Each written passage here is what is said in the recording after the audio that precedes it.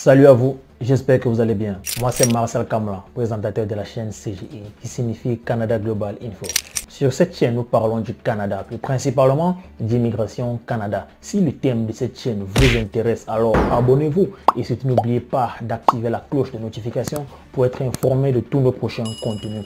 Aujourd'hui, nous allons parler ensemble de l'Université de Toronto. Nous allons voir ensemble quelles sont les bourses que l'Université de Toronto propose aux étudiants internationaux. Ceci pourquoi? Parce que je constate depuis un bon bout de temps déjà un lien frauduleux qui circule sur les réseaux sociaux promettant aux gens d'obtenir une bourse d'études à l'Université de Toronto, disant aux gens de s'inscrire sur ce lien afin d'obtenir une bourse à l'Université de Toronto. Donc, je fais cette vidéo pour vous montrer ensemble qu'est-ce que l'université elle-même demande aux étudiants internationaux. Qu'est-ce que l'université demande comme critère d'admissibilité, voir si vous respectez ces critères d'admissibilité afin d'obtenir une bourse à l'Université de Toronto. Je tiens à préciser ici que l'Université de Toronto n'est pas n'importe quelle université. C'est une très grande université classée dans le top 200 des universités mondiales. Donc, sans plus tarder, nous allons passer au vif du sujet.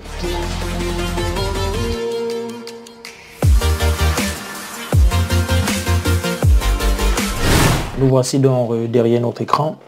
Nous allons premièrement taper Université de Toronto. Voilà. Donc, nous allons entrer sur ce premier lien, Université de Toronto.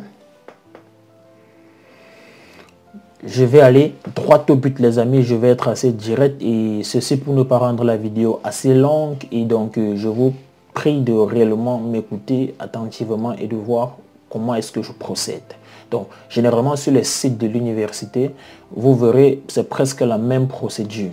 Donc, futur étudiant. J'utilise le navigateur Google Chrome pour traduire en français et me permettre aussi d'aller vite avec vous.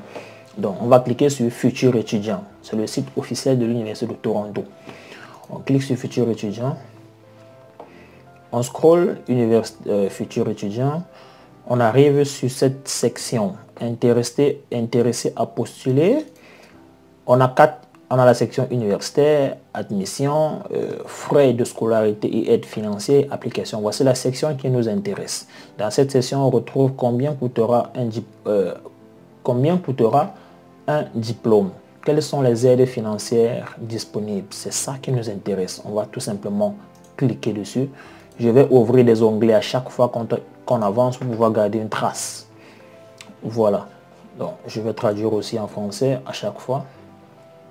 Donc, nous sommes là. On va cliquer sur... Là sont les frais. Renseignez-vous. On dit frais. Renseignez-vous sur les coûts associés à la fréquentation de l'université. Donc, si vous voulez connaître les frais et tout, comment ça se passe avec la scolarité et les frais annexes, vous pouvez cliquer sur ce bouton. Mais ce qui nous intéresse, c'est ça. Prix, bourse de subvention. On va cliquer sur découvrir ce qui est disponible. On va ouvrir un nouvel onglet.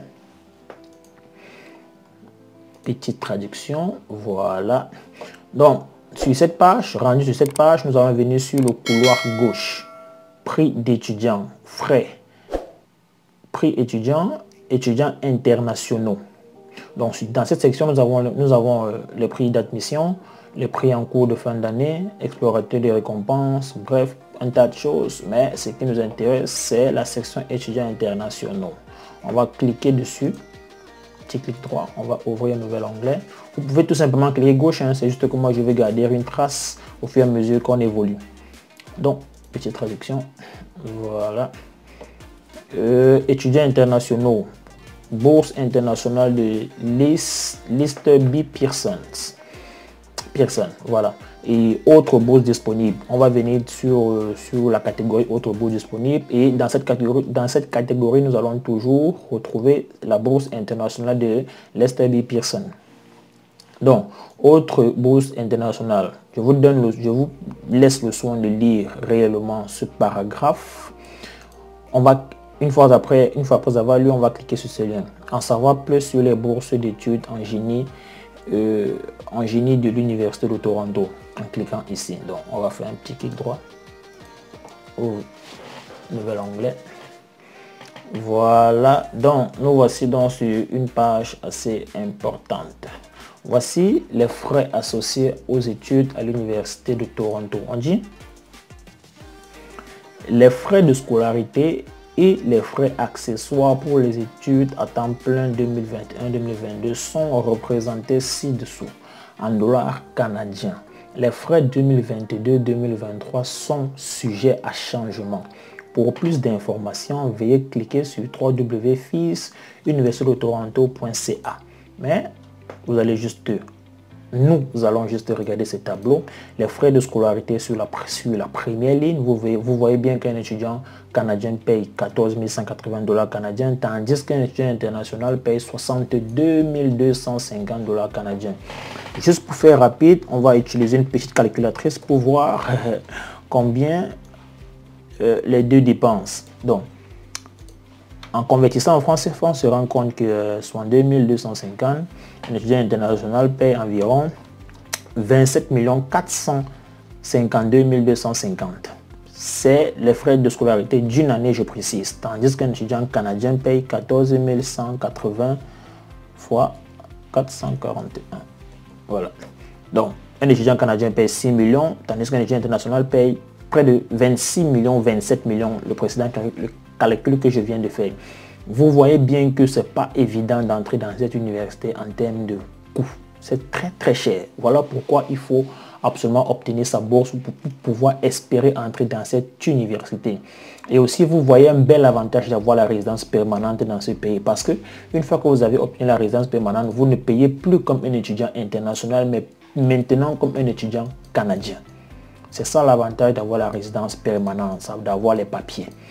Voilà, donc on a les frais accessoires, la résidence avec formule de repas. Tous les frais sont là. Formule repas sans résidence, livres et fournitures. Je rappelle que tous ces frais, il faut les additionner. Hein. Donc ça, c'est en fait pour une vie normale. Donc vous étudiez en payant 62 250 dollars canadiens. Vos frais d'accessoires pour, je ne sais pas trop ce que vous allez avoir à l'école, c'est 1816,60 centimes. La résidence avec formule de repas, voilà, ça c'est pour dire en fait le loyer, la location, comment vous allez payer le loyer avec la nourriture inclus. Voilà ce que ça va vous prendre environ. Et si vous voulez juste la formule de repas sans résidence, voilà ce que ça va vous prendre. Et par rapport à vos fournitures scolaires, voilà ce que ça va vous prendre. Donc vous voyez que c'est excessivement cher, énormément élevé les amis. Donc je vais laisser, vous pouvez continuer à lire ici. Je ne veux pas que la vidéo soit réellement longue. Donc aide financière et financement fondé sur les besoins. Donc cette section c'est pour les étudiants canadiens comme vous le constatez. Ça ne nous intéresse pas. Ici, c'est pour les étudiants internationaux. Je vous laisse une fois de plus le soin de lire cette section. Voilà, je mettrai le lien dans la barre de description. Donc, vous pourrez entrer par la suite et avoir le temps de bien lire et de mieux comprendre. Donc, voici dans le tableau qui nous intéresse, un tableau qui présente la liste des bourses de ce côté, la valeur de chaque bourse et comment est-ce que la bourse est octroyée. Et ici, nous avons une décision si cette bourse est offerte aux étudiants internationaux ou pas. Mais premièrement, on va essayer de lire ce premier paragraphe. Tous les candidats du secondaire de l'Université de Toronto en cycle ingénieur sont automatiquement pris en compte pour les bourses d'admission spécifiques à la faculté lorsqu'ils postulent. Ça veut dire quoi? Et vous voyez, c'est en gras. Oh là là, qu'est-ce que j'ai fait? Voilà. Donc, vous voyez, c'est en gras. Qu'est-ce que ça veut dire? Ça veut dire quoi? Pour obtenir une bourse dans cette section, vous n'avez pas besoin de documents, de remplir des tonnes de documents parce que beaucoup de personnes reçoivent des liens frauduleux vous demandant de fournir tel document pour obtenir la bourse et de payer telle somme d'argent. Ce sont des arnaques, les amis. Voilà ce qui est dit sur le site de l'université. Tous les candidats du secondaire à l'Université de Toronto en cycle ingénieur sont automatiquement pris en compte pour les bourses d'admission spécifiques à la faculté lorsqu'ils postulent. Donc, tout ce que vous avez à faire ici, c'est de tout simplement faire votre demande d'admission. Et vous serez automatiquement pris en compte pour ces bourses-là. Donc, ce qui veut dire que c'est d'une pierre deux coups. Donc, une fois que vous faites votre demande d'admission, une fois qu'il reçoit votre demande d'admission avec vos diplômes, vos relevés de notes et tout, en même temps qu'on évalue votre demande d'admission, en même temps aussi on évalue quelle bourse on peut vous octroyer. C'est ça que ça veut dire. Les candidats sont considérés pour les bourses, sur la base de l'excellence académique et de la et de l'implication parascolaire. Je crois que c'est assez clair. Les candidats sont considérés pour les bourses sur la base de l'excellence académique et de l'implication scolaire, comme démontré dans le profil d'étudiant en ligne. Donc ça veut dire ici que si vous avez une note comme 10 sur 20 au bac, n'espérez pas obtenir une bourse ici aussi facilement. Donc la bourse est vraiment octroyée aux meilleurs. Et de l'implication parascolaire, ça peut être, vous avez dirigé des groupes de compétition, je ne sais pas trop. Lorsqu'il y a des activités scolaires, les activités parascolaires, quelle était votre implication à l'intérieur, quel est le rôle que vous avez eu à jouer, tout cela va compter. En plus de vos notes scolaires, tout ceci va compter. Donc, les candidats en génie peuvent également être considérés pour les bourses universitaires, pour lesquelles une demande distincte est requise. Vous voyez? Donc, les candidats en génie peuvent également être considérés pour les bourses universitaires, pour lesquels une demande distincte peut être requise. Donc, pour dire ici que pour ceux qui font dans le génie, ceux qui vont faire du génie ceci, pourront éventuellement avoir à soumettre certains documents en plus de leur demande d'admission. Donc, secteur de bourse, nous avons premièrement la bourse d'admission à la faculté des sciences appliquées et de génie. C'est ça, la bourse. Cette bourse va à un maximum, à une valeur maximale de 7 500 $ canadiens. Comment est-ce qu'elle est octroyée? On dit aucune demande distincte n'est requise. Les étudiants sont automatiquement pris en compte lorsqu'ils postulent à l'Université de Toronto, cycle ingénierie. Une liste complète des bourses d'admission de la faculté peut être consultée ici. En cliquant là, je vais essayer de cliquer. Vous voyez, c'est un PDF qui a été généré. Donc, je ne vais pas lire tout ce PDF, les amis. Rassurez-vous. Donc, ça, c'est réellement pour vous. Donc, pour ceux qui veulent aller loin dans l'information, vous pouvez télécharger ce PDF et le lire. Ce PDF a 10 pages. Voilà. Donc, moi, je vais fermer. Et ici, on dit offert aux étudiants internationaux. Oui, cette bourse est offerte aux étudiants internationaux, mais jusqu'à un maximum de 5 000 $ canadiens. Donc, un étudiant international ici ne peut pas obtenir 7 500 $ canadiens pour cette bourse. Il va sur le maximum qu'on peut lui donner, c'est 5 000. Cette deuxième bourse-ci n'est pas offerte aux étudiants internationaux, par le simple fait du nom qui est écrit là. Donc, voici un autre oui qu'on va essayer de décortiquer. Bourse internationale d'ingénierie de l'Université de Toronto. Valeur jusqu'à un maximum de 25 000 $. Je pense que ça, c'est une très bonne bourse. 25 000 $. Renouvelable pendant ces 4 ans. À noter ici que le cycle ingénierie, c'est 4 ans. Donc, c'est un peu comme ici, c'est le bachelor. Ce qu'on appelle chez nous la licence. La licence qui se fait en 3 ans en Afrique, ici, ça se fait en 4 ans. Et ils appellent ça le bachelor. Donc, cette bourse de 25 000 $ est renouvelable chaque année. Donc, 25 000 $, sachant que vous devrez déjà payer un montant comme 27 millions, presque 27 millions et demi par année. Je pense que 25 000 fois 441 est déjà pas mal. Donc, ça vous épargne déjà de payer environ 11 millions. 11 millions par année. Et tout ça, c'est sans compter, je vais mettre ça ici, tout ceci, c'est sans compter les frais accessoires et tout le reste là. Donc, c'est juste dans cette section-ci qu'on va vous retirer 11 millions par année. Donc, il vous restera environ 27 moins 11. Qu'est-ce que j'ai fait? 27. Il vous restera à payer environ 16 millions et demi par année. Voilà. Donc, on va revenir. Ok, c'est ceci. Cette bourse-ci, c'est non. Donc, c'est pas pour les étudiants internationaux. Voici notre bourse. La bourse Stanley. C'est quoi? Timoshi. Bref, vous voyez, ce prix est offert à un étudiant international de Pologne basé sur les réalisations exceptionnelles. Bon, ça, c'est pour les étudiants qui viennent de la Pologne. Donc, c'est pas pour nous, les Africains. Ici, c'est non. Donc, cela ne nous concerne pas. Voilà. Donc, bourse générale de l'Université de Toronto. Ici encore, c'est toujours un autre tableau qui présente des bourses. Toujours intéressant. Nous avons ici la bourse Scholar Programme, 7700 bourses. Bourse de l'excellence du président, 50 prix offerts aux étudiants internationaux. Oui, ici c'est non, non, notre ne concerne pas. Ici, c'est non, ça ne nous concerne pas. Ici, c'est oui, ça nous concerne. Voilà. Et vous voyez que c'est la bourse qu'on a vu précédemment. C'est la bourse, c'est le programme de bourse internationale Lester B. Pearson. 37 prix. Frais de scolarité. Frais de scolarité, livres, frais accessoires et soutien complet à la résidence, renouvelable chaque année. Donc, c'est une très bonne bourse aussi. Donc, la valeur ici n'est pas réellement estimée en termes de prix, mais on vous dit que les frais de scolarité peuvent être réduits, les livres, les frais accessoires et le soutien complet à la résidence. Chaque année, cette bourse peut être renouvelable, sachant déjà que par ce petit tableau, vous voyez à quoi est-ce que ça peut vous amener. Donc, une somme vraiment énorme. Donc, cette bourse vous permet de réduire en totalité tous ces prix. Voilà. Donc, on va revenir. Voilà. Qu'est-ce qu'on dit pour pouvoir traiter votre demande pour cette bourse? Processus de nomination par le biais du directeur de l'école secondaire ou du conseiller d'orientation. Donc, pour obtenir cette bourse, vous devrez passer par votre comment je vais dire, votre établissement en fait. C'est pas juste de vous-même. Processus de nomination par le biais du directeur de l'école secondaire ou du conseiller d'orientation. La date limite, je vais sélectionner. La date limite de mise en candidature des écoles est le 30 novembre 2021. Donc, c'est la date limite pour la candidature, c'est fin de ce mois. Voilà.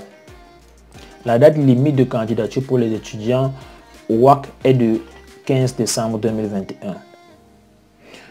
La date limite de candidature pour les bourses d'étudiants est le 17 janvier 2022. Donc, je pense qu'ici, ce qui nous intéresse, c'est ceci. La date limite de mise en candidature des écoles est le 30 novembre 2021. Donc, pour avoir plus d'informations sur ce programme, on va cliquer sur le lien qui est juste là. Et ceci, ce que je fais est faisable pour plusieurs autres bourses, hein, les amis. Voilà, on va traduire en français rapidement.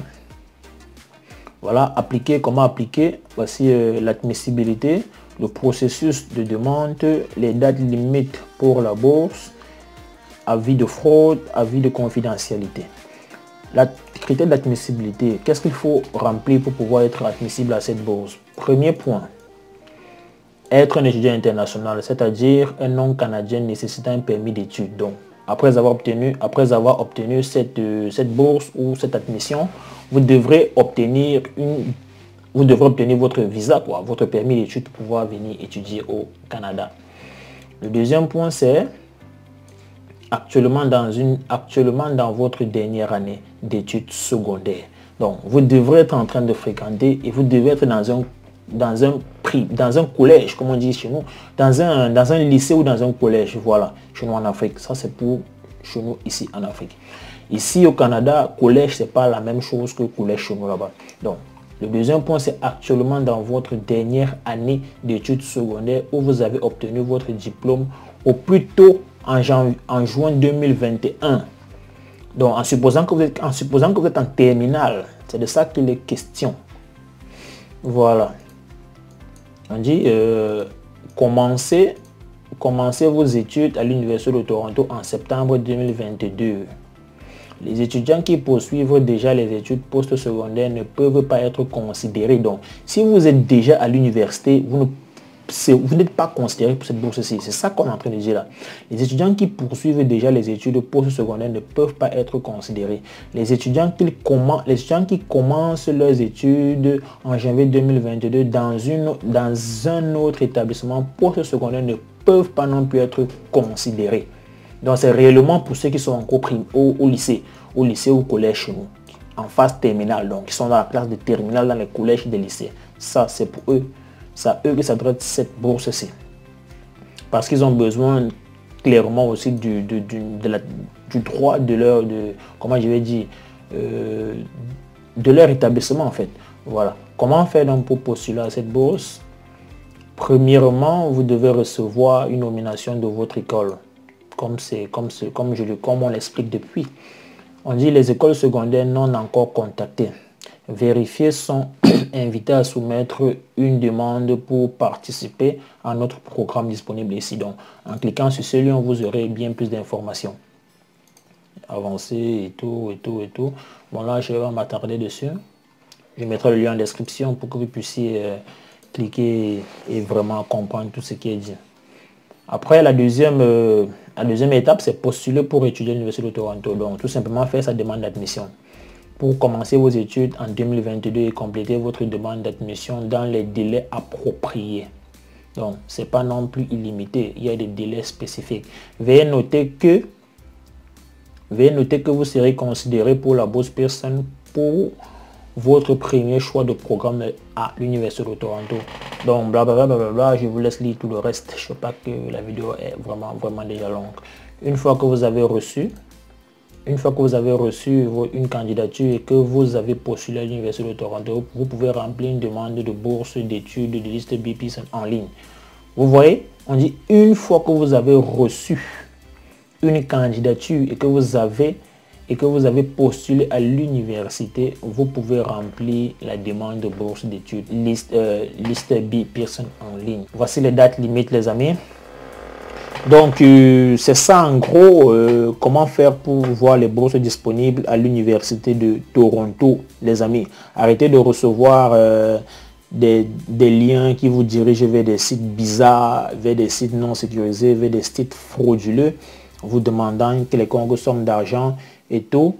Mais je fais ceci pour vous aider réellement. Donc, si la vidéo vous a plu, laissez-moi un like et abonnez-vous. Surtout, partagez la vidéo, partagez l'information aussi à vos proches qui désirent obtenir des bourses d'études au Canada, particulièrement pour cette université-ci. Donc, merci de m'avoir écouté et rendez-vous la semaine prochaine pour une nouvelle vidéo.